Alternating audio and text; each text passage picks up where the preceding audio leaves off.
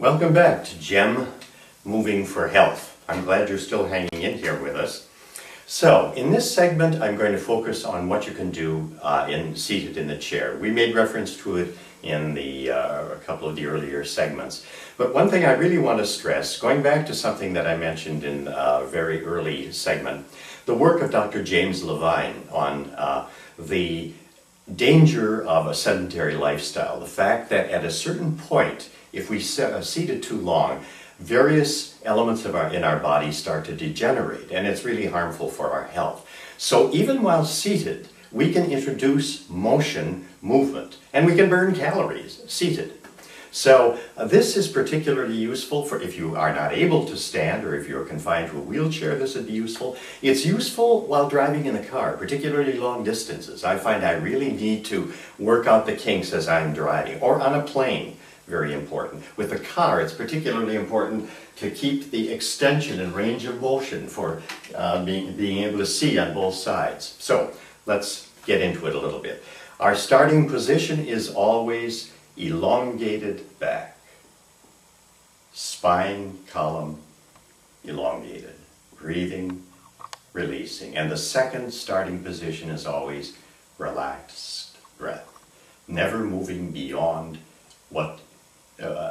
moving beyond an exertion where we can keep our breath relaxed, breathing and releasing. Good.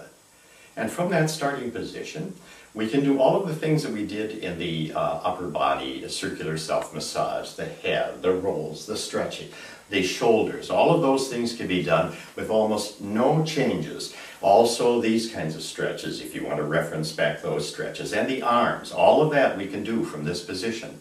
And the only thing that can become a little more difficult is the circling of the arms, though there you may need to sit on the chair, on the edge of the chair. Same thing with these circlings. And then the circling in front is a little more difficult, but you can still do that too. So all of it can be done with just minor adjustments.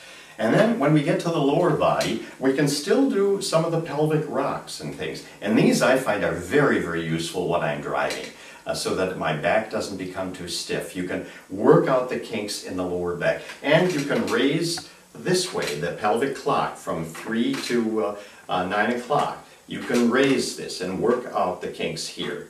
And you can work out the knees a little bit too, even seated in the car or at your desk. That's one of the things that Dr. Levine stresses, is that the key to better health is not necessarily doing more exercise. It's one of the reasons why I kind of avoided using the word exercise, but introducing more movement into our daily routines. And he stresses that you cannot, with vigorous exercise at one part of the day, make up for hours and hours of sitting, that it just can't be done. You've got to keep moving throughout. So while we're sitting at our desk, all of these things can be done at various times. And many times, our body demands that of us.